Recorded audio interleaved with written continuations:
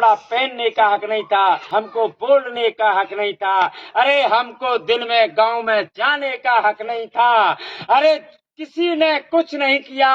तुम हजारों साल से उन देवी देवता और भगवानों की पूजा करते चले आ रहे हैं। अरे आपको तो पूजा करने का भी हक नहीं था। अगर तुम कोई धार्मिक बात बोलते तो हमारी जुबान काट दी जाती है,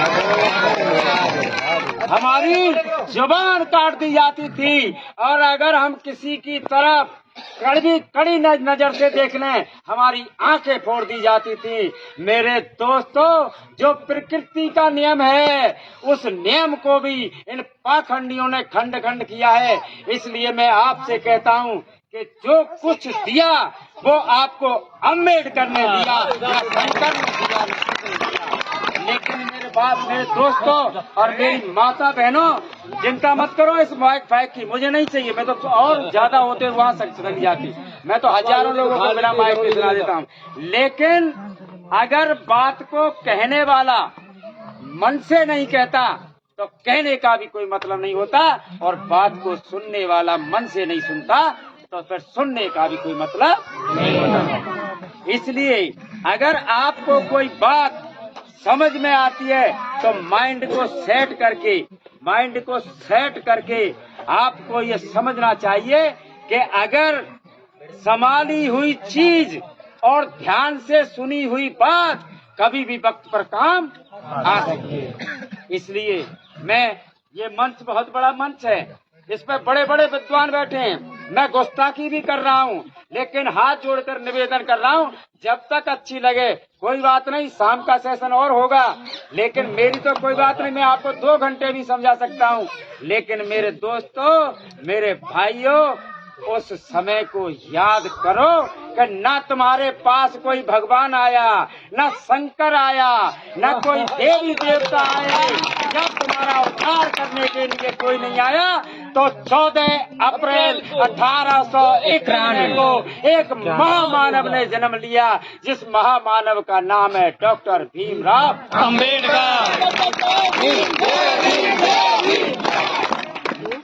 मेरे दिल की जो धड़कन है, मेरी आंखों के तारे हैं। मेरे दिल की जो धड़कन है, मेरी आंखों के तारे हैं। जिन्हें हम भीम कहते हैं, वही भगवान हमारे हैं। भीम तो सिर्फ उनके हैं, कहीं ये सोच मत लेना। भीम तो सिर्फ हमारे हैं, कहीं ये सोच मत लेना। भीम जग के दुलारे हैं, उन्हें तुम बांट मत देना। भीम सबके दुलारे हैं, उन्हें तुम बांट मत देना। बाबा साहब को भी इस देश में बांट दिया गया है। सारा संसार आज बाबा साहब का जन्मदिन सारा संसार मना रहा है, लेकिन इस देश में आज भी बाबा साहब की मूर्तियों को तोड़ा जाता है। कौन सा कारण है? वो कारण ये है कि तुम खुद ही करो विचार, कौन सी कमी हमारे में।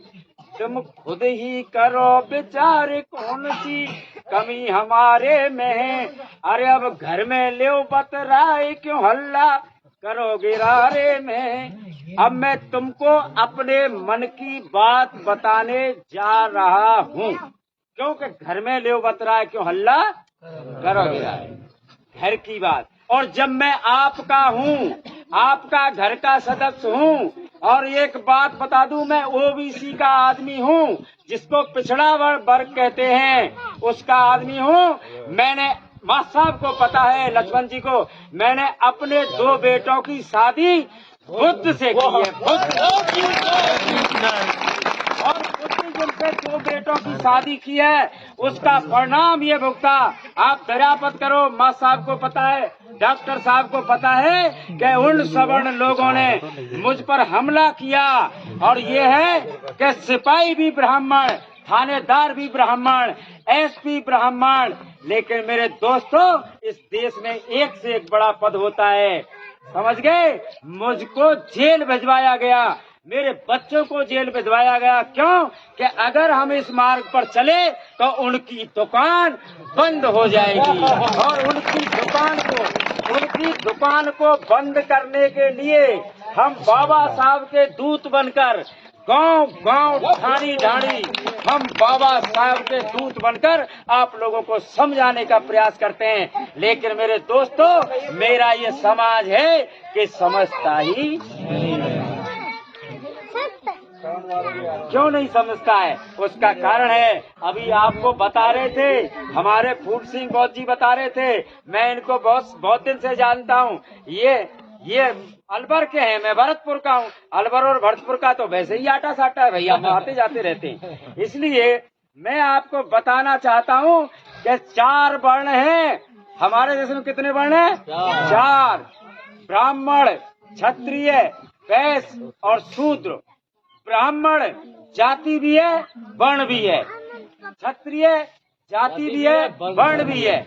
वैश्य वर्ण भी है, जाति भी है। शूद्र केवल वर्ण नहीं, वर्ण है और इसकी कोई जाति नहीं। 6743 जातियों में बटा हुआ ये हमारा शूद्र वर्ण किसमें बटा हुआ है? अरे मेरे दोस्तों, मैं बताता हूँ। नाई, धोबी, तेली, कुमार, खटी, खुर्रा, मुर्रा, धुर्रा, मेघवाल, भैरवा, जाटव, जटिया, चादौर, रंगैया, रजैया, डबरिया, स्वासिया, सारी की सारी जाति एक से एक ऊंचा और एक से एक नीचा, नीचे से ऊपर तक। ओबीसी की इतनी जातियां हैं, इनमें सब पट्टा एक से एक ऊंचे और नीचे बन रहे हैं, लेकिन कोई किसी की बात मानने को तैयार नहीं है। लेकिन जब ज्ञान नहीं होता तो ऐसा ही होता है। और ज्ञान कैसे नहीं होता है? क्योंकि हमारे माइंड को सेट कर दिया गया है। और माइंड की सेटिंग कैसे की है उसको मैं बताना चाहता हूँ मेरे दोस्तों, कि जैसे आपके गांव में कोई ग्वाला जिसके पास 10-20 गाय हों और वो चरा के जा रहा है, हमारे भंते जी बैठे हैं यहाँ, वो गाय को चराने गया, शाम को आके अपने नौरे में बांधता है। नौरे में जैसे बाड़े होते थे पहले, बाड़े में बांधता है। तो 9 गाय के तो जेवरा थे, रस्से थे, लेकिन एक 10वीं गाय का रस्सा नहीं था। तो फिर वो जाता है, जैसे हमारे भंते जी, हम कोई साधु सन्यासी उसकी बात नहीं करते, हम बुद्ध विहार और भंतों की बात करते हैं। वो तो हमने कर लिया जो कुछ कर लिया। और भंते जी कह रहे थे, मैं सन 84 से लगा हुआ हूँ। मेरे दोस्तों, मैं अपने बच्चों की कसम खाता हूँ कि मैं 1985 से इसी काम में लगा हुआ। मैं जवान आया था। क्यों जवान आया था? मैं बुढ़ा हो गया हूँ, लेकिन मेरे दोस्तों, न मेरा दिल बुढ़ा हुआ है और न मेरी जवान बुढ़ी हुई है। मैं आपके बीच में, मेरा तन बुढ़ा हुआ है। क्यों? कि मैंने बाबा साहब को पढ़ लिया है, आपने नहीं पढ़ा। मैंने बुद्ध को पढ़ लिया है, आपने नहीं पढ़ा। मैंने सम्राट अशोक को पढ़ लिया है, नहीं पढ़ा। और मेरी जाति के बारे में मास्टर साहब से पूछ लेना, ऐसी जाति है मेरी कि इस देश की सारी जातियां आजाद हो गई हैं, लेकिन मेरी जाति आज भी आजाद नहीं हुई है। क्यों? कि सबसे ज्यादा सलामी मेरी ही जाति ठोकती है और सबसे ज्यादा गुलामी मेरी ही जाति करती है। इसलिए मैं आपसे कहना चाहता हूँ, और गुलामी, अगर सुख से रहना चाहते हो तो गुलामी को छोड़ दो। मेरे दोस्तों, जब वो गाय के बारे में भंते जी से पूछने जाता है कि भंते जी, हमारे रस्से को कोई ले गया। भाई देखो, गांव दूर है, उपाय हम बता देते हैं, तुम्हारी गाय कहीं नहीं जाएगी रात भर। भंते जी बताओ क्या उपाय है? ऐसा करना, गाय को कान पकड़ के उसके खूंटे पे ले जाना, और जैसे तुम बांधते थे ना, ऐसे ही बांधने का नाटक करना। अब वो आते हैं और गाय के नार में ऐसे रस्सा डाल देते हैं, और गाय ने समझा कि मैं बंध गई। सारी रात गाय बैठी रही। सुबह वो ग्वाला आता है और उन 9 गायों को खोलता है, क्योंकि वे बंधी हुई थी। 9 गाय को खोलता है तो बेच खड़ी होकर के चल देती है, लेकिन 10वीं गाय खड़ी नहीं होती है। तो वो जाता है कहाँ? भंते जी के पास। पर भंते जी, तुमने कोई जादू कर दिया।